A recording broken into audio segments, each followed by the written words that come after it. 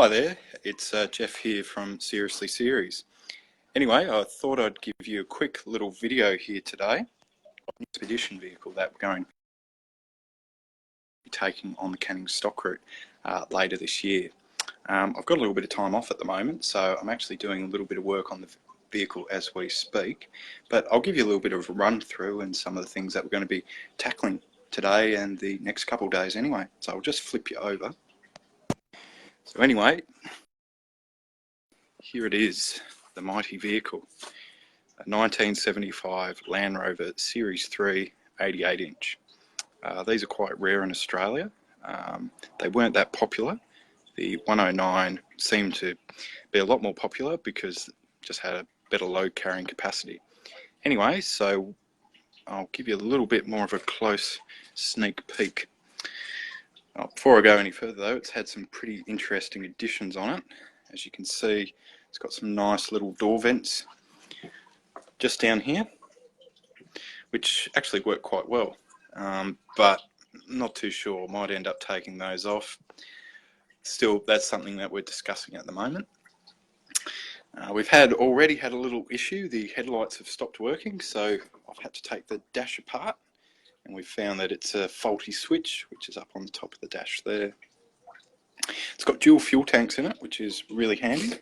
The 45-litre fuel tanks on each side, which are going to be taken out, and two 16-gallon fuel tanks will be put in their place. So that'll give us about 136 litres that we can carry, which should give us pretty good range. And one of the great things about this vehicle is it's got the original 2.25 litre petrol engine in it, which is a rarity to find nowadays. It hasn't been meddled with too much, apart from some interesting adaptations of an electronic fuel pump, which is about to go off, and the lovely British manual fuel pump's going to be popped on right there. So it's going to be really nice. No more having to wait for the carburetor to fill up and then get too much fuel in the bowl, and it's a lot of mucking around. It's not worth it. And for the price that you pay for these, you're much better off going for that. Now the noise in the background too, that is the radiator here, which I'm draining at the moment. That's out of a Series 2. So I'm going to get rid of that. And I've got a nice reconditioned Series 3 radiator to go in there, which has a much finer core, so it's much better out in this part of the world, because we're going to be encountering temperatures close to 40 degrees. And with the sand and the reflection of the sun, that can easily jump up another 10 degrees when we're out there. So you want to have a good radiator and that too. Now we've got a couple other things that we're going to work on. We're not too sure about the wheels. Might change those and go for the standard steel Land Rover rims.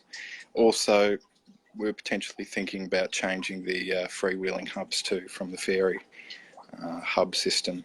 They're not bad, but if something goes wrong with the back axles and that, you want something pretty sturdy at the front, and they just seem a little bit flimsy to me. So anyway, we'll work through that.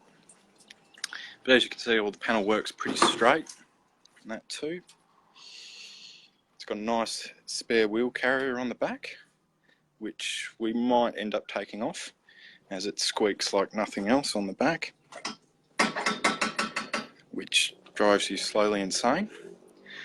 We'll take that off. We'll put the spare wheel on the bonnet. We've also got a set of ex-Australian Army Pioneer tools, which will go on the top of the wings either side here, which will fit it out quite nice. Got an ARB roof rack coming, which will fit up along the top, so we'll be able to put more jerry cans up there and spare wheel and whatever else we need. And that, chuck Damon up there for half the trip probably, and put some nice IPF driving lights up there too. The drive line, it seems pretty good too. I'll take you underneath there. You can have a look up underneath it. And you probably can't see it too well. I'll try and get it there. Oh yeah. It's fitted with EVN diffs, front and rear. And due to the amount of revs that you have to give it in order to take off, I'm inclined to think that these are the high ratio ones out of the Range Rover. Driving it back from the little mining town of Meekatharra, I was able to sit on 100 to 90 k's quite happily. So you can't do that in a normal Series 3 or a Series 2. So yeah, so that's another good advantage too. We'll see how it goes with the sand dunes though, because there's some pretty big ones on the Canning. Yeah, and so today we'll be fitting the fuel pump, doing an oil change, taking the radiator out, and yeah, see how far we go with that. But we'll be giving you updates every couple of weeks or so of any new progress, and yeah, hope you've enjoyed it. Like it down below, leave us some comments of what you think about the tyres and the hubs and any other additions that you think we might need, and yeah, hope to hear from you soon. Okay, see you later.